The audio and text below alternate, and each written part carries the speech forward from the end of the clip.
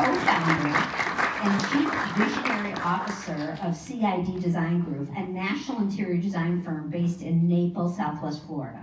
Together with her mother, business partner, Barb Zella, she built CID Design into an award-winning purpose-driven firm recognized for its conscious and human-centric approach to design. Does that sound familiar? Okay, Jen leads the creative vision for the firm, guiding a group of more than 50 designers across 30 plus cities in the United States. Jen, I love you already. Thank you for having me. Oh, wonderful. How wonderful. I'm going to try to do this hands-free mic, so Okay. it might just take me a minute to get... Oh, no problem. And Mark, are we good here? We got her We're good. beautiful presentation. Mark, you're the best. All right. Okay. We're gonna do my water. I forgot to show you guys my Africa shirt. This is my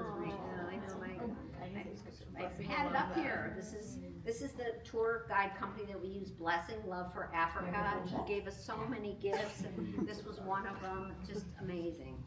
Should I? What do they do? I think we just turn that off. Okay. Got it. Okay, I'll move this down.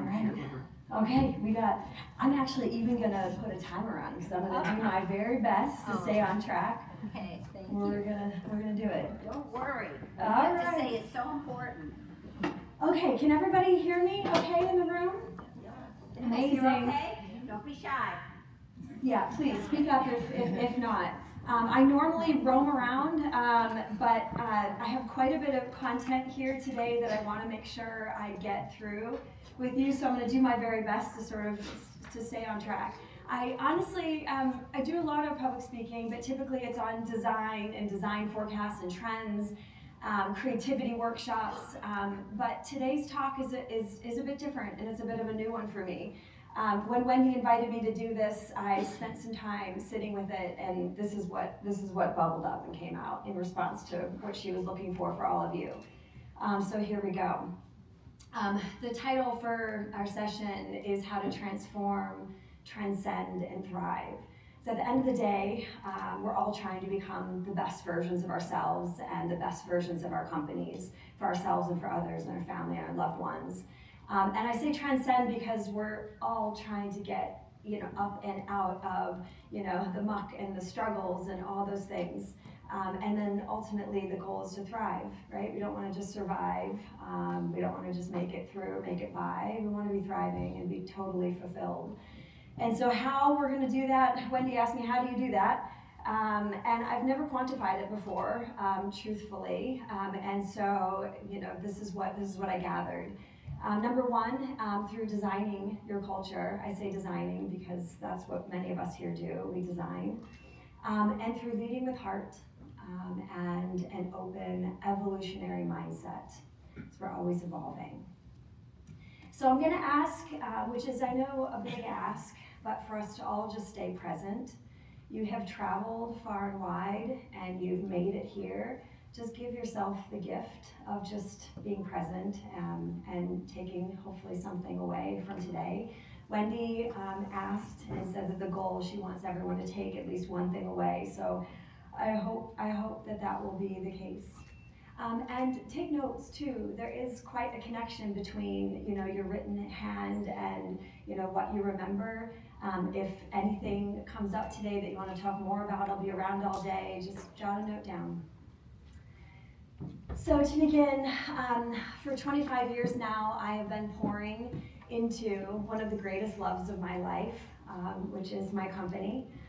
I want to say that I'm a thankful person. I was raised to be very grateful, and so I'm so thankful, Wendy, that you brought me here. I'm a designer, so I tend to design everything in my life, and I apply that to not just, the spaces and the brands and the products, but also the business, culture, my family, trips, everything and anything. I'm always looking at it from that lens. I'm a community builder. The design we do often focuses on communities, and so I really do very much appreciate what Wendy and you all are doing. Being here in community together is so important for the human spirit. And then I say I'm a mindful rule breaker. I say mindful because I don't ever mean anyone any harm. but I do question things, when something doesn't feel right or if I'm trying to accomplish something. And so I think it's okay to break some rules as long as it's not harming anyone and to think differently. And then I wanted to say that I love stories. I believe that story is such an amazing, powerful tool. So Wendy asked me to share a bit of my story, so that's where I'll begin. Truly, it started with just one partner, one spark, one project, one place, one employee, and one service. And today that is just rippling out and radiating with 136 active projects in 33 states, Canada, Caribbean, and Europe. With a team of 65 that is based in 11 states from New York to LA, with 4 services and 3 core sectors. So there's been a lot of growth and a lot of lessons along the way. We're an interior design firm, brand design, product design, and art curation. The sectors that we serve are hospitality, hotels, restaurants, clubs, social clubs, and then multifamily communities, and also spa and well-being. So things that I have learned to believe over these last 25 years is to believe in culture and the power of culture. And I will tell you a bit of our journey on that front and how powerful it was for us and our team to do our best work. I also believe in love. It's not a word that's commonly talked about in leadership.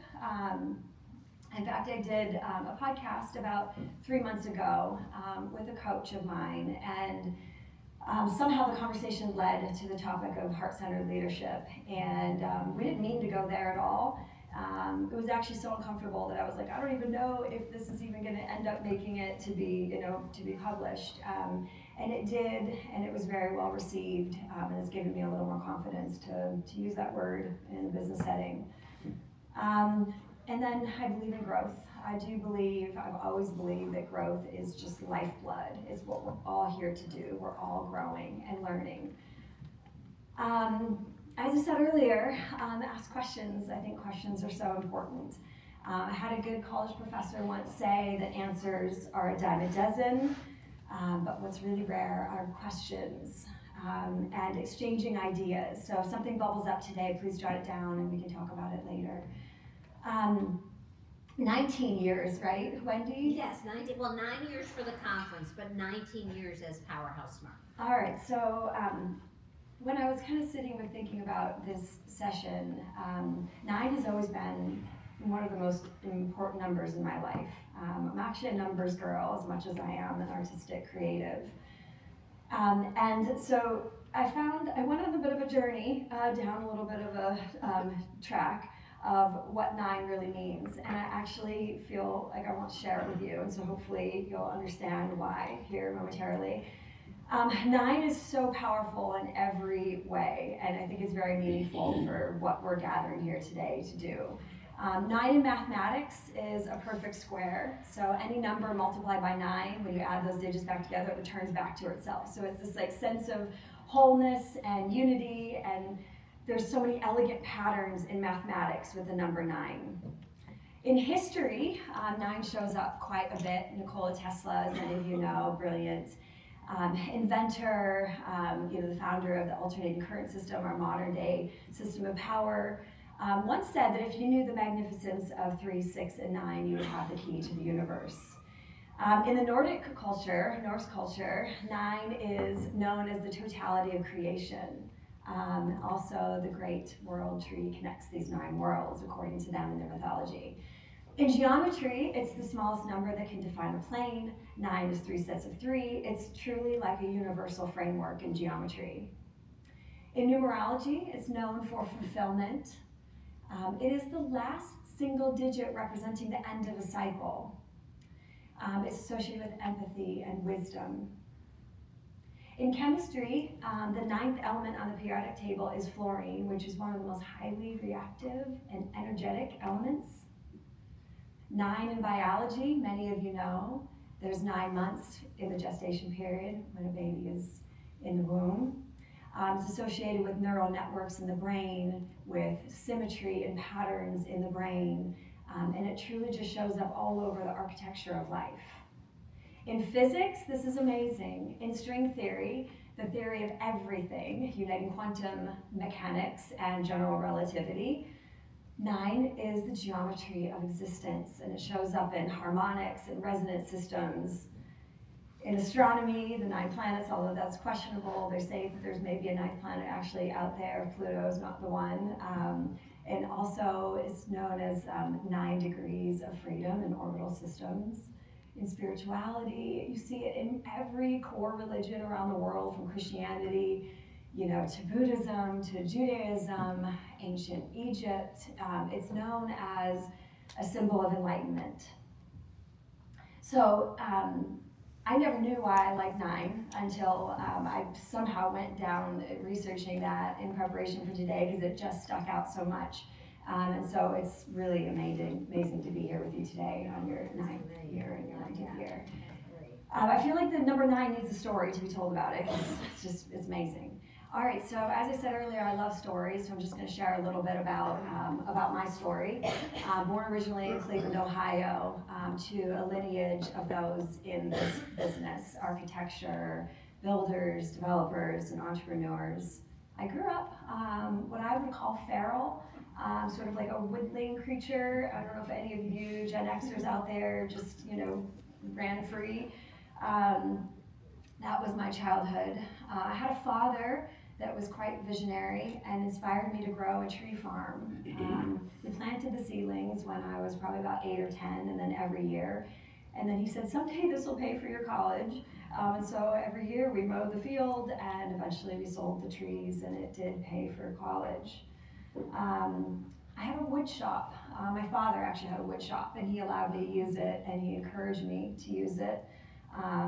Wasn't worried about me cutting fingers off or anything, but that's what we did, and it really sparked so much creativity. I had a grandma that nurtured my creativity, a teacher that taught me to share my work. It was quite a lesson. One day I used to kind of sit in the back of the room and cover my work up, and he knew it made me uncomfortable to share my work, and so he grabbed my paper. It was actually an architectural drafting class in like 10th grade. And he took the paper, walked around the room, and just taught me a big lesson that day, that actually there's no original idea, and that we need to share our ideas with others. And so that was very impactful for me. I had a mentor that taught me how to play. I grew up in a bit of a serious household. It was just a lot of work. And this gentleman who was my dad's business partner, taught our family to play. He always had a game. He always was trying to get us to enjoy life. And I had an uncle who was an architect and encouraged me to get a degree in finance and business, although I probably would have gone to art school had he not encouraged me. And my brother and I fixed and flipped old century homes out of college. So this is a bit of my apprenticeship, I'll call it. And then moving into Journeyman, my business from startup to practice. My mother, once I graduated from business school, and my mother had a sole proprietorship and was doing model homes for my father's building company. And she asked if I could just help her organize things. So I got in there, and here we are 25 years later. We hired our first admin, bookkeeper, and she's actually still with us today. She's still based in Cleveland, Ohio. It's quite a journey she has witnessed with us. First client actually was a multifamily client in Cleveland, Ohio, and he's still our client. In fact, he buys condos in most of the communities that we design, and so it's been a journey with him as well. We relocated to South Florida in 2004. My husband has been certainly quite a grounding force and supportive beyond words. And a daughter. We all have these pivotal moments in our lives that set us on a different trajectory. Once I had my daughter, I realized I couldn't just stay up all night and just work my butt off. I had to let go and trust and delegate, and that's actually when our business really grew. Next stage of the business was from survival to stability, the artisan stage. I had a health event. I had a very, very rare bacterial infection that is still unknown as to how I got it. And I literally almost died. And so it certainly changed my physical trajectory. I had to figure out how to get healthy. You'll see how we've woven that into our work, and that's the thing, all these life events that we all have that are meaningful to us, they inspire the work we do and the impact we can make in the world. I'm a big believer in coach. I met Daryl. Where's Daryl? Daryl Katz, stand up. Daryl's back here. He introduced himself to me as Wendy's executive coach. Yeah, I'm just such a believer in coaches. I'm sure every single one of you have had a coach in your life that was meaningful, whether they, know that they were your coach or not. Coaches are so important. What I love about the term coach is that coaches prepare people to go out on the field, and the coach is not there with you. You've got to go out and do it on your own. And they're just so impactful. So I had a 3-year coach during sort of our growth spurt, our first growth spurt. We went from a team of 10 to 30, and it was chaos, quite honestly.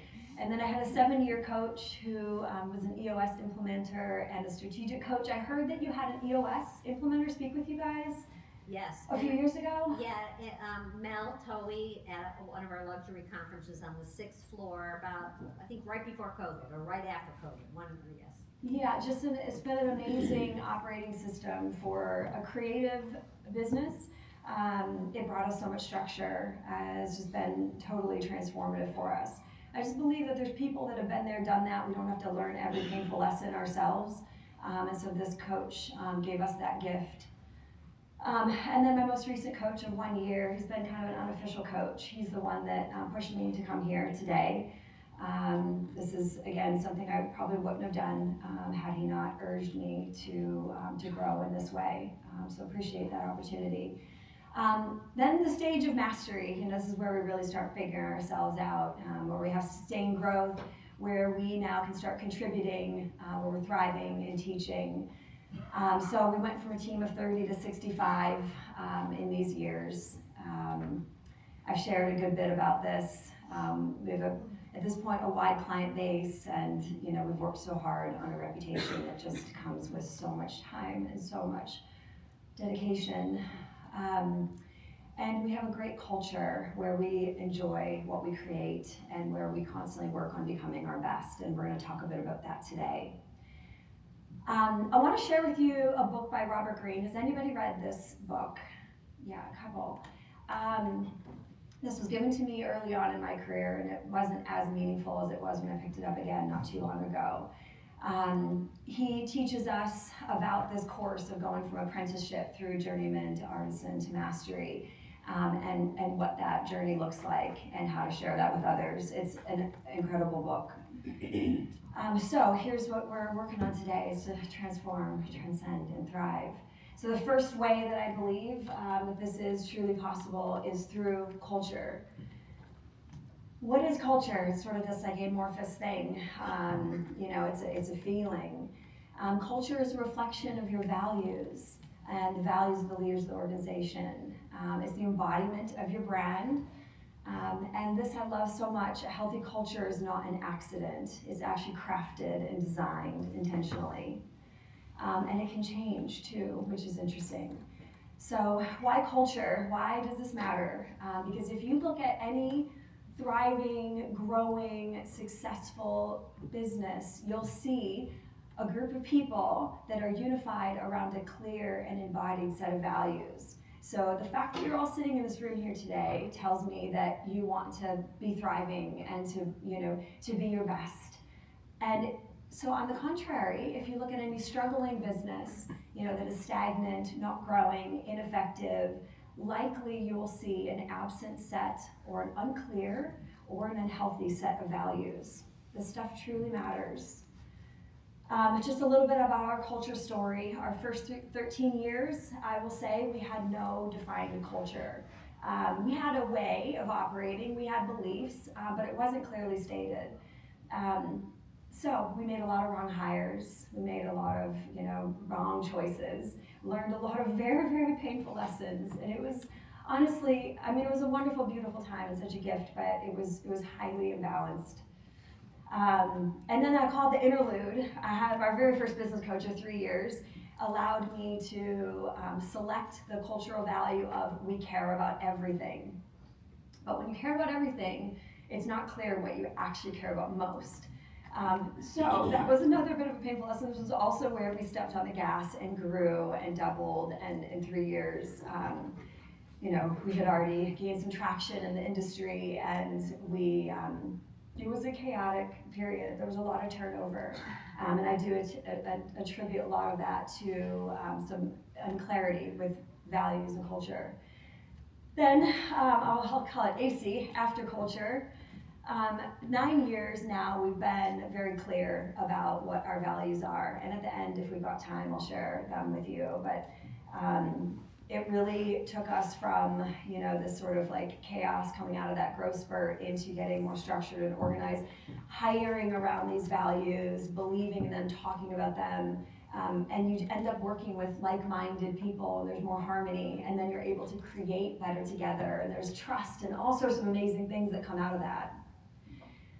So how do we design culture? What does that really mean? I thought about this analogy of, I'm sure many of you in the room are architects or builders or in the construction industry or understand. So I'm creating an analogy with the design process. So think about designing your culture like you would design any project. There's the beginning where you figure out who's your audience, who's gonna live in this home, who's gonna live in this community, what am I creating this for, what do they need, what are their values? And then you create a vision, like what does it look like? What's it gonna smell like, taste like, feel like? What is gonna be the ethos of the vision of this place or project? And then you gather up all the elements. What's the program? What are the spaces? What do you need? And then you create a foundation. You figure out how much space to allocate to different values. And then you go through design development. This is where you really assign more meaning, more dimension, more texture, more detail to your culture. And then you create construction documents, right? It's a clear set of documents that everybody builds from. It's your roadmap forward. And so it's sort of the same thing with your values. Think of it that way. Document them clearly, and then everybody builds from that. You hire around it, you do everything, you operate around it. And then you build it. This is the process of like physically bringing your culture to life. That's the embodiment piece. So it can't just be on a wall or on your website or held by one or two or a few. It has to truly be built in and permeate everybody in the organization. And the best way to do that is to hire people that have similar values. And then you inhabit it, you live with it, you grow with it, what's working, what's not. And then I think this is the most important aspect of this, is that you have to maintain and evolve it. Just like a home or a project you would build, you can't just set the values and put them on a shelf. And we're all evolving and we're growing, and hopefully your organization is growing and evolving and becoming higher minded, higher purpose, more focused, whatever it is. So you've got to keep maintaining it. We actually did this with our leadership team last month. We met to set our annual plan for the year ahead. And we went back through every one of our values, combed through them word by word, and we wordsmithed a few things. And we are going to roll that out to our team. It's so important to keep ensuring that your values evolve with you and you don't outgrow them. And then next, you have to figure out how to embody it. How do you, my HR director calls it this, how do you operationalize your culture? One of the ways is to communicate it, with your internal team. Communicate it with your external team when you're interviewing for a project or you're looking for new clients. Share with them what you care most about, what your values are, and you will quickly figure out if you are in resonance with them. And if you're not, maybe it's not the right fit. When you are selective about working with like-minded people, I promise they will value your service and value what you do so much more, and there's just so much, everything else falls into place. And then, you communicate it in your marketing channels. So if you're trying to look for a focus with what you talk about with your work and with your company and your services, align that vocabulary in your social channels and your marketing channels. Host events around your culture. Act and behave in alignment. We just hosted, every 3 years, we take our team on a retreat.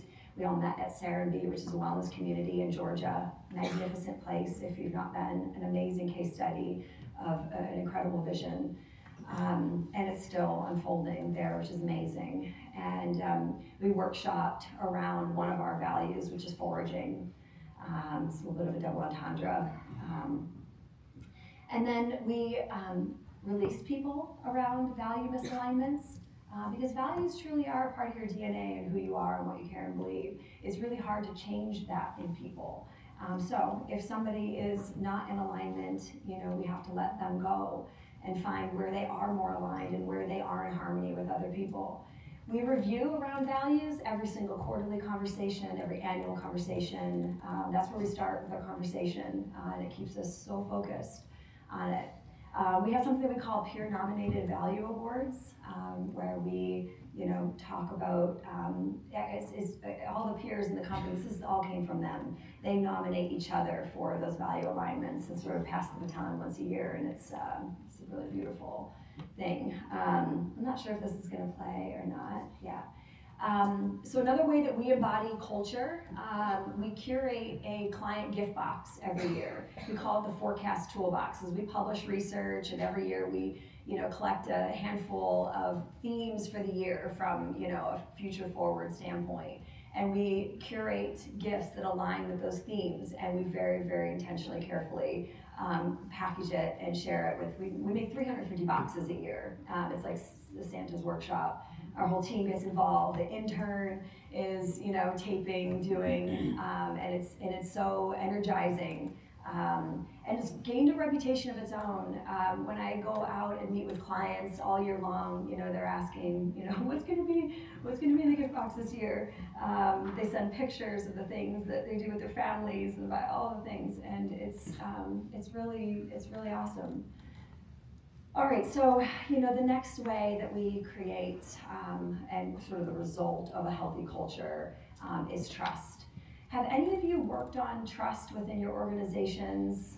Is that something that anybody has done work with? I see some heads nodding. We did. We're having some issues, in that sort of growth stage that I was speaking about, and one of our business coaches gave us some amazing tools around trust. I actually have printouts of a trust exercise in the back of the room. There's all sorts of things back there for you if you want to meander back there and take a copy.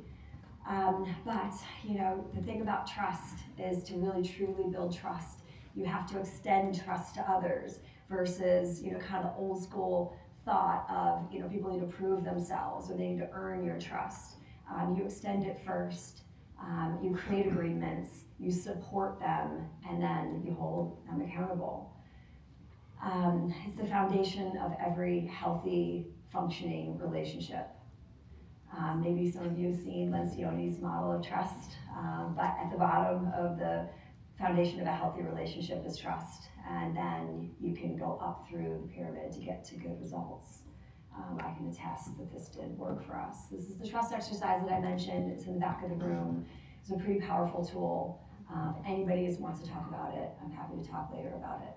So during your roundtable discussion after this keynote, Wendy is sharing a few questions with you as sort of table topics. This is one of the first questions, and it's about core values. Is there a core value in your current business that you think needs to be elevated, renovated, rethought, 2.0'd?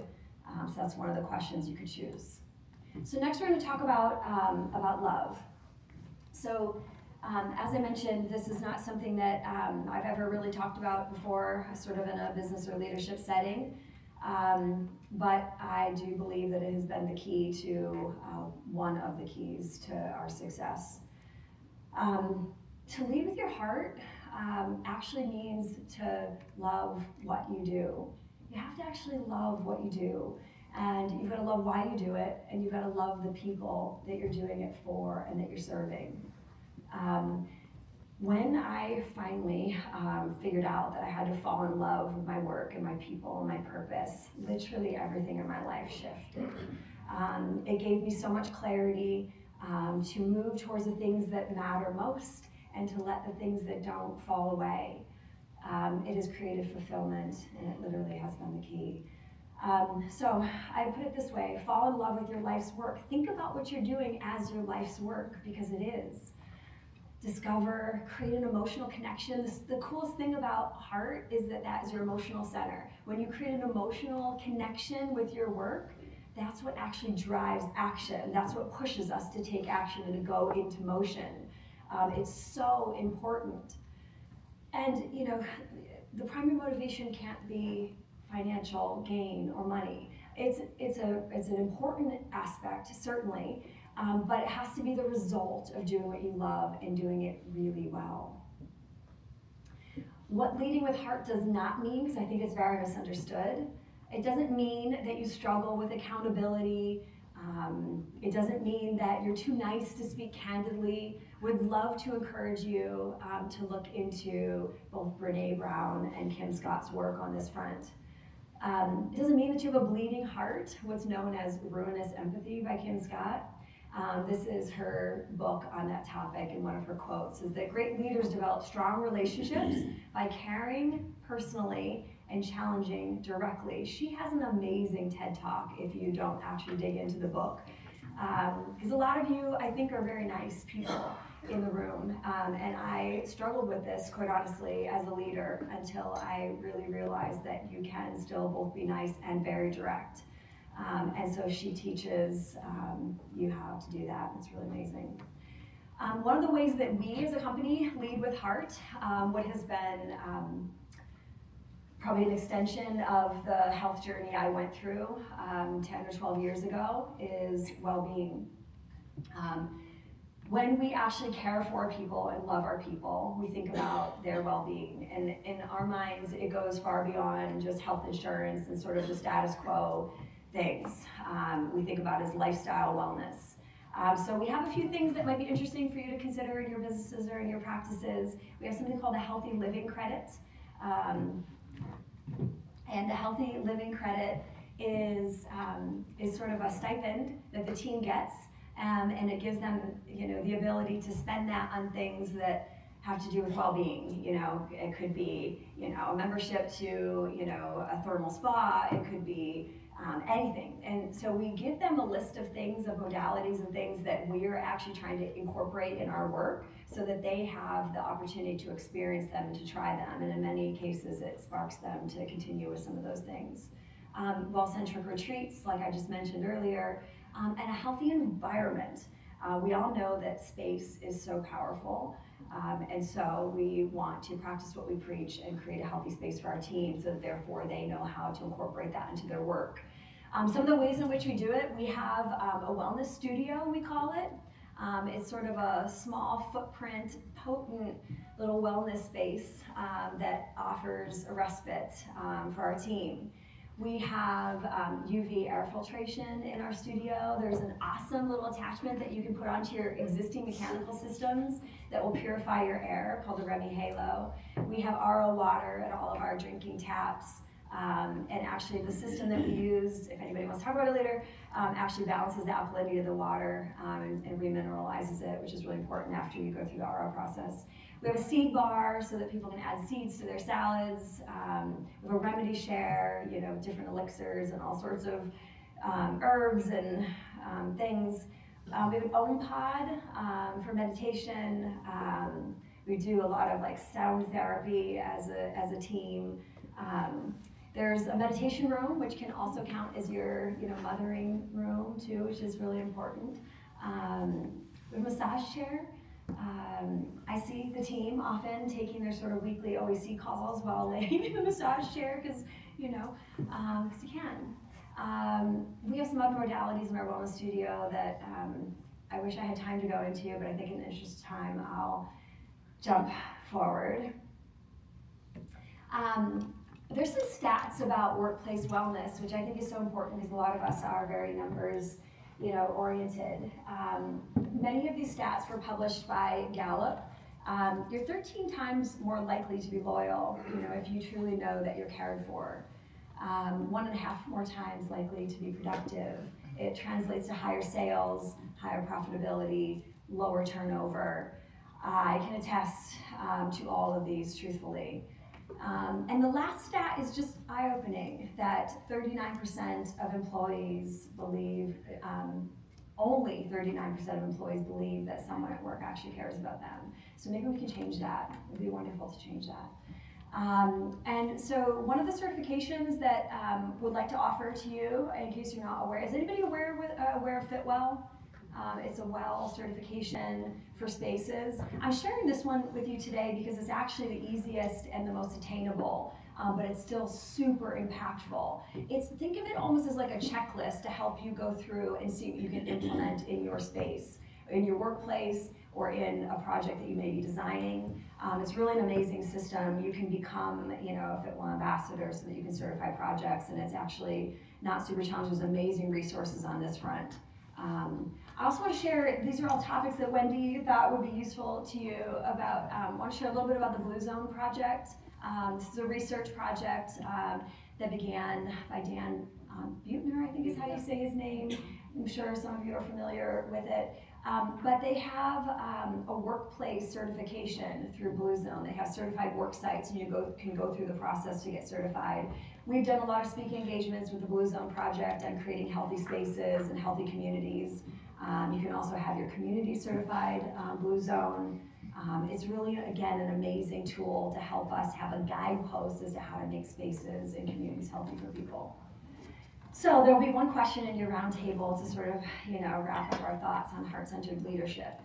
What do you love most about your work, your team, and your purpose? And how could you deepen that love? How could you assign deeper meaning? How could you get your team to assign deeper meaning? I'm gonna share just one quick little nugget, because I love to experiment.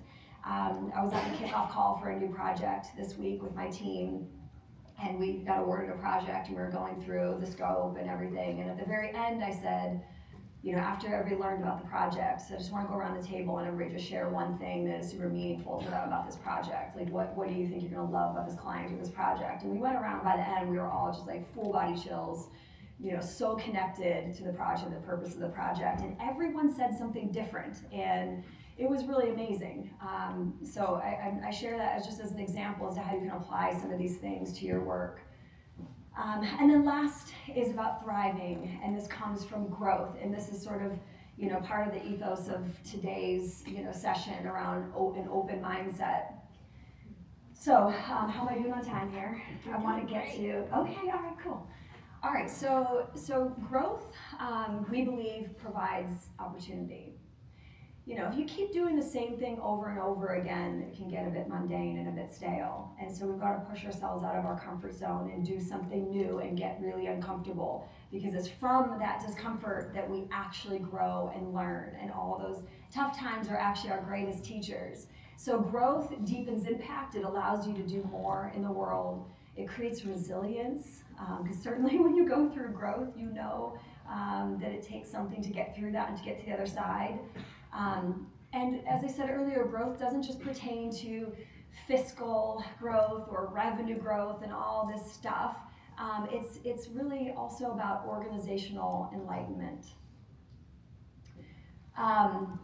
Big fan of Rick Rubin. I don't know, does anybody know Rick Rubin and his book, The Creative Act? Are you familiar with his work? Wendy helped me purchase some books for you all. They're at the back of the room. Oh my gosh, cool. He's my imaginary best friend. He's really an amazing gift to the world. He's doing amazing work and really helping people tap into deeper states of creativity. When he talks about the beginner's mind, somebody said it earlier during the Africa talk about like lowering expectations, went in with no expectations. Rick Rubin talks a lot about that. Like, he actually believes that you've got to lower the bar, which is so, counterintuitive, because we keep thinking about like strive for excellence and set the bar way up high and stuff, but he believes that setting it low allows you to make mistakes and to fail fast and to iterate and to sandbox things and to like let more ideas flow. So beginner's mind is an attitude of openness, eagerness, and a lack of preconceptions when approaching a new subject. I love this. It's a state to not outgrow. You don't want to outgrow the beginner's mind. You actually want to continually return back to it, because it's where innovation thrives. It restores wonder. When you have that beginner's mind, you start a new job, you start, move to a new city. Thank you so much. You move to a new city, and it's like, there's just this sense of wonder and like what's around the next corner. So return back to that mindset as much as you can. Innovation flows best when we allow curiosity to guide us. It's about receptivity, being open to ideas and to those thoughts that come in, and to those instincts versus controlling the outcome. It's about allowing transmissions to occur. He talks a lot about that. And don't allow mastery. I know we talked about mastery earlier, but don't allow mastery or expertise or the ego of that to create rigidity or blind spots. We are creatures of habit often as people, and so we tend to, if something works, we tend to repeat it. We really want to try to loosen up and try to not have those blind spots. So this is his book, which, as I said, is in the back of the room. There's also some bookmarks. So as I mentioned earlier, we teach creativity workshops, which is a whole other fun topic. But there's some bookmarks in the back that are sort of strategies as to how to get creative and get more innovative with your thought patterns, your mindset. And so if you'd like a bookmark, there's plenty back there for everyone. I want to talk a little bit about limiting beliefs. This is something that we did as a leadership team years ago. And we still hold ourselves accountable to recognize limiting beliefs. We all have these negative loops and these thought patterns, things that we were raised to believe about ourselves, that we're not creative or whatever it might be. And that's actually all completely untrue. We're all capable of anything. We're all creators. We're all born creative, and you can tap into anything that you want to and that you focus on is important to you.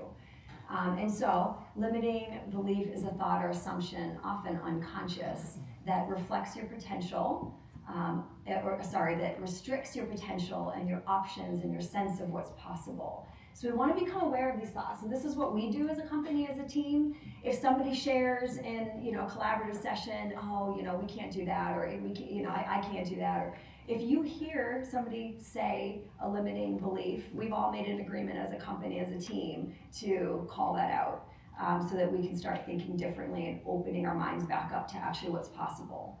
And so it doesn't happen overnight, but the first step is becoming aware of them, catching yourself when you think them, catching others when they say them or speak them, because you're all leading and coaching and guiding people, your teams, your families, your children, whatever it may be. So it's about awareness first and foremost. Thank you so much. And then it's about taking small aligned actions and giving yourself grace, because it's going to repeat sometimes until we can finally change the recording. Maybe some of you are familiar with the work of Bruce Lipton.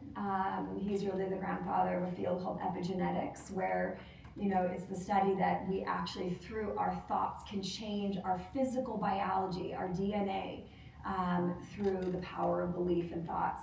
This was one of the most important books that I read when I came out of this health event. I grew up with a very low immune system, allergies, asthma, all the things. And I was just always taught by every doctor in my life that that's just a lifelong condition. I'm just going to have to treat it with medication and all these things. And so that is, I think, what allowed my immune system to be weak and get that, whatever I got. And so I had to figure out how to retrain my thoughts and my thinking, and just to open up to the possibility that I actually can heal from those things.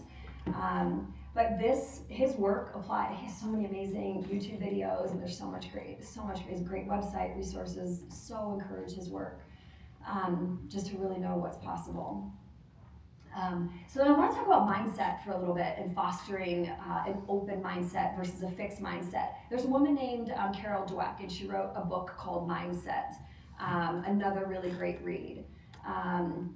She believes that often students, because they're in that stage of life where they're primed for learning and they're just open to learning, just keep learning as students, and hopefully we're students for life. But she notices that they perform better because they see their mistakes actually as part of learning, and they keep moving through it.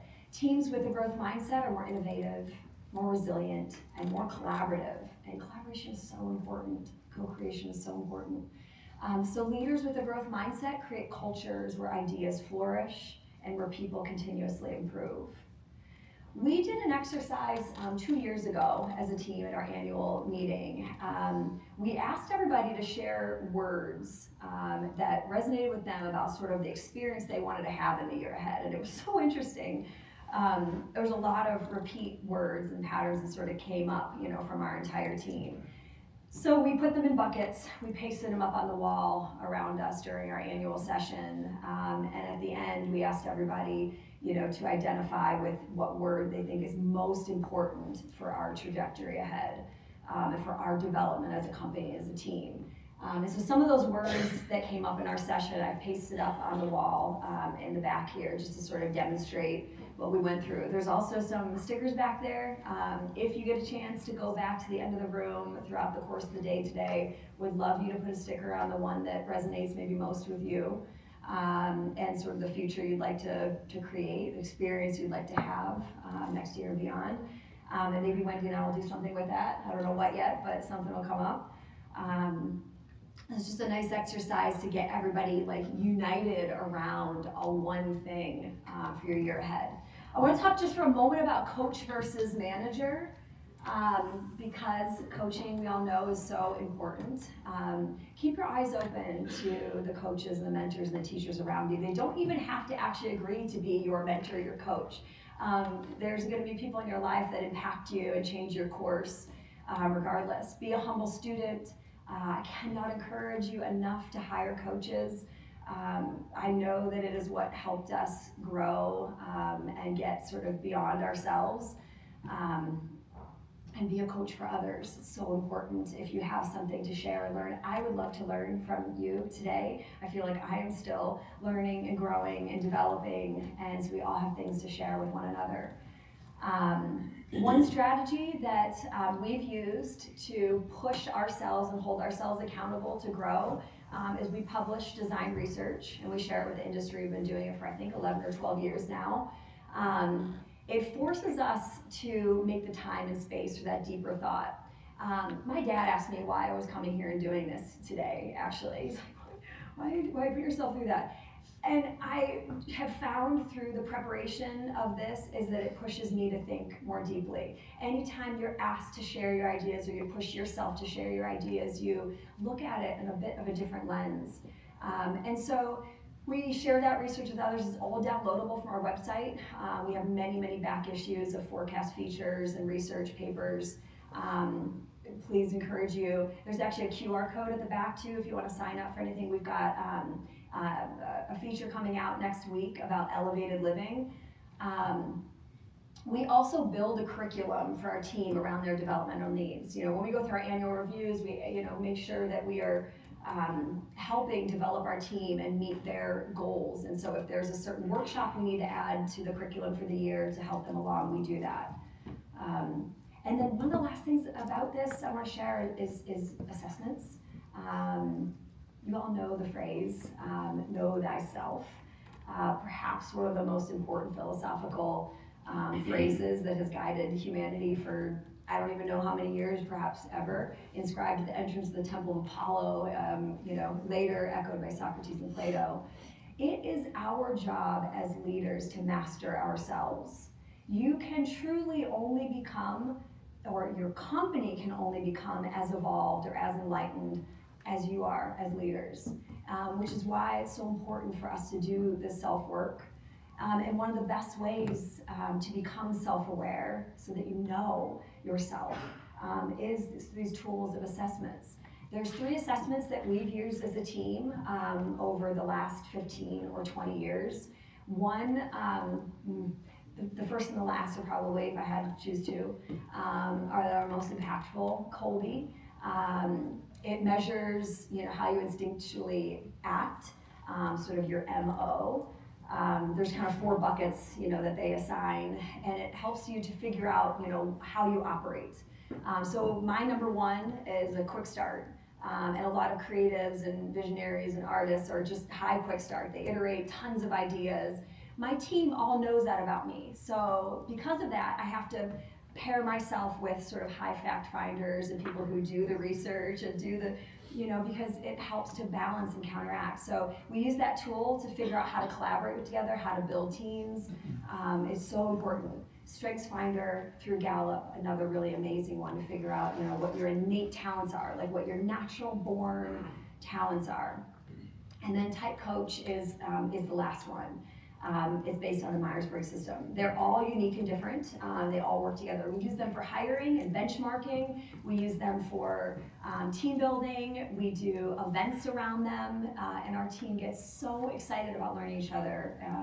So one of the questions in your roundtable will be, is there one key challenge that you're currently facing that you could think differently about from a beginner's mindset, and discuss with each other to get fresh perspectives? And what ways are you leveraging AI for growth, and how is it elevating your world? So we have 12 more minutes. I didn't know if I'd get here, so I'm going to shift to another presentation. I have two presentations. I'm going to take a quick vote, because this is just how I do it. I have two. I've got one on forecast topics about the future of the luxury consumer and some, big ideas in the design world. And I've got another one that is sort of 3 curated work samples to share with you. So would you prefer forecast or prefer examples of work? Okay, so raise your hand if you prefer the forecast, which is those really creative boxes. Looks like that's it, forecast. Okay, let's do it. Let's do it. But I gotta tell you, Jen was telling me about one of her projects that she was working on in Texas, and I'm like, wow. So we're missing the work, but we can always get that from her on a one-on-one basis when you guys are walking around. Yeah. I can share these documents with you all later too. All right, so I think we're there. Yes. Okay, so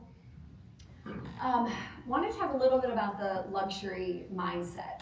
And this dovetails so beautifully into what we just talked about for 45 minutes. If your team, who's doing the work, feels valued and cared for, and they're self-aware, and they're operating from their heart and out of love, if they're highly conscious human beings, I will guarantee that that is the experience that your customers and your clients will receive. So you've got to, this is like the notion of like growing from the inside out. You've got to do the work internally with your team and with your organization, and then ultimately that impacts the service that you provide and the way your people talk with your luxury clients. And that is so important when communicating with and getting through to a luxury consumer. That's why just yet another reason why this work matters so much.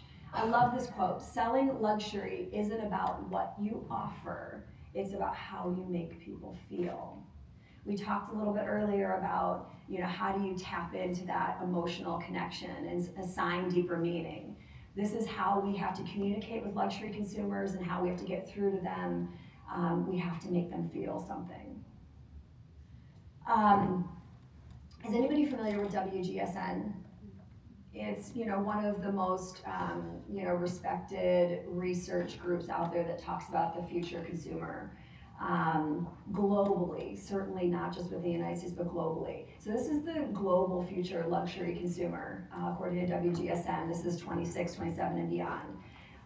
Mindful luxurians.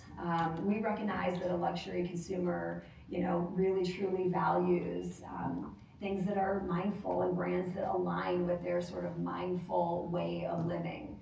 And then they're self-rewarders. You all have seen so much this trend around, rituals and, taking care of yourselves and, rewarding yourself for the hard work that you're doing and that little bit of precious time you have to yourself. They're also known as the multi-dimensional escapist. This applies to certainly this like virtual tech world that we're all so immersed in and living in. But it's also sort of this like multi-dimensional aspect of like, we all have different realms in our lives. We've got our personal spheres, we've got our professional spheres, we've got, these different realms, and, multi-dimensional escapists, really want to, be able to live in these different aspects of themselves. And then there's the change maker. So the luxury consumer really is very driven by, making change and impacting the world. So therefore they want to align themselves with brands and services that see them that way. There's some more information. I've got a lot here, but this will all be given to you. There's more about the future consumer from the top tier. This comes from Esri and Tapestry, if anybody is familiar with that. That's a free service out there. You can search it up. It's Tapestry by Esri, and it's demographics and psychographic profiles of people, and this is their top tier consumer and what they care and value. It's an amazing resource. And then next is sort of the general future consumer, not just luxury. but globally, what are the three aspects that are important most to the values of the future consumer? One is strategic joy. I certainly identify with this. We're in a super serious world. There's a lot going on, and so we need to find ways to play and to love our life and enjoy it in true enjoyment. And then the notion of with or will, sort of amid this, overstimulation that we're in. This it's actually a made-up word. I researched it. It's kind of interesting background. It's this notion that you're still yearning, this moments to slow down, this respite, some sanctuary, some retreat, and then suspicious optimism. There's been a lot of greenwashing and things going on out there about brands that are actually making an impact and doing things, and people trust but verify. But there's still quite a bit of optimism. So what all of this means, when we look at people and what they value, what they care most about, these are sort of some of the top themes that I want to share with you. This notion of sanctuary, people really truly want a place to restore. They're trading out the expectation of doing and doing and doing and going with the freedom of just being. So, what we're looking at a lot are sort of like moments of self-led retreat and well-being. Ways that people can sort of really, disconnect and just be and not be barraged with the busyness of life. So you'll certainly see that impacting, luxury home design and pretty much every other sector of design, this notion of retreat and sanctuary. And it's also called the rise of restorative living, making sure that your home and your environment is helping you restore. Personal expression is another really big one, and this is really important to a luxury consumer.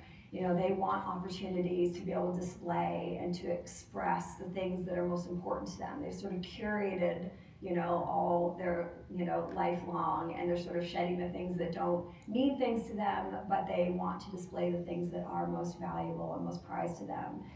So moments of, and you'll see this certainly in the design industry, opportunities to very thoughtfully display. It's also, I just want to back up for a second, there's also quite a big movement around aesthetics. If anybody has any young children in their families, you'll hear that term, like something is so aesthetic.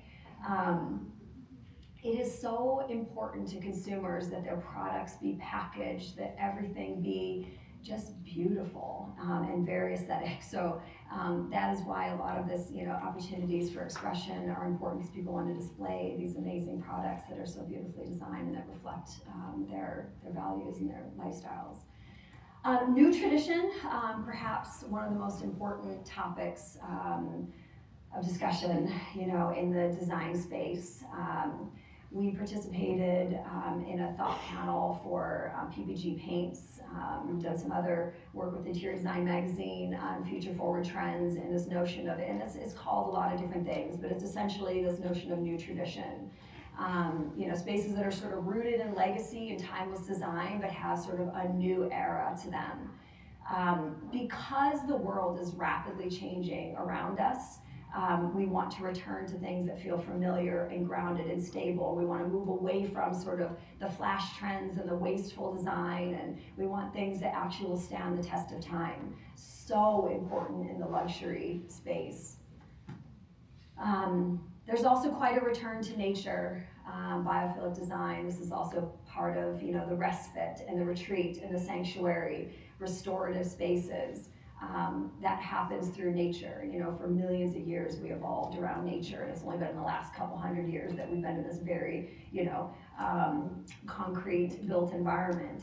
And so, one of the ways that we can restore and reconnect and ground is through nature and natural materials. Also super important in the luxury space and all around us are collaborations and co-creations. Things that are not just conceptualized and created by one person, but two uncommon people come together to create something really different and to think differently. I think it's a smart way to think, even for your businesses and how you approach your work.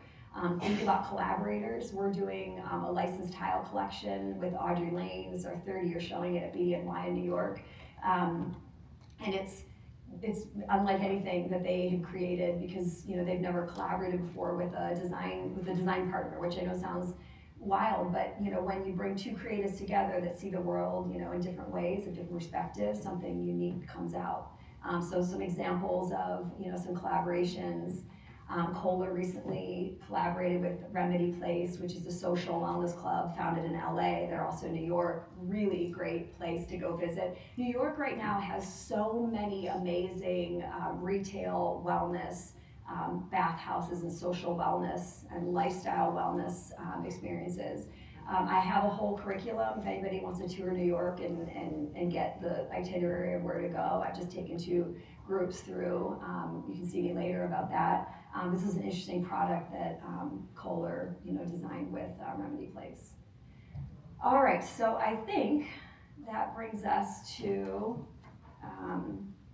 the end. Let me just see if there's anything else. Did it just shut off kind of? No, I think we covered it.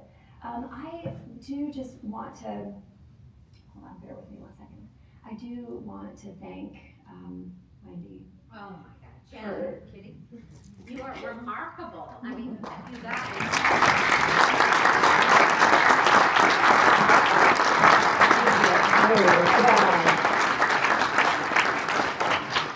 Unbelievable. I mean, there were so many things that she offered up to share more about today, and what's so important to me is for you all, because there's so many really powerful people in the rooms, and I am already thinking, oh, they should talk to Jen about this, because I want her to walk away with some really good new collaborators among you, because Yes, you've given please. us this gift of your time and your knowledge and your expertise and everything. Thank you. You are brilliant. You are Thank brilliant. you. I wanted to say there's so much stuff that I brought in the back of the room. There's some printouts on some of the exercises, the books, the bookmarks, a book list, and the mindset word exercise in the back. So if you get a chance, please stop by there and take whatever you're drawn to. Yeah. Thank you so much for sharing this time with me Oh and my giving me the God. opportunity. On your 9th year, this sort of is like this moment of completion. So I just appreciate it so much.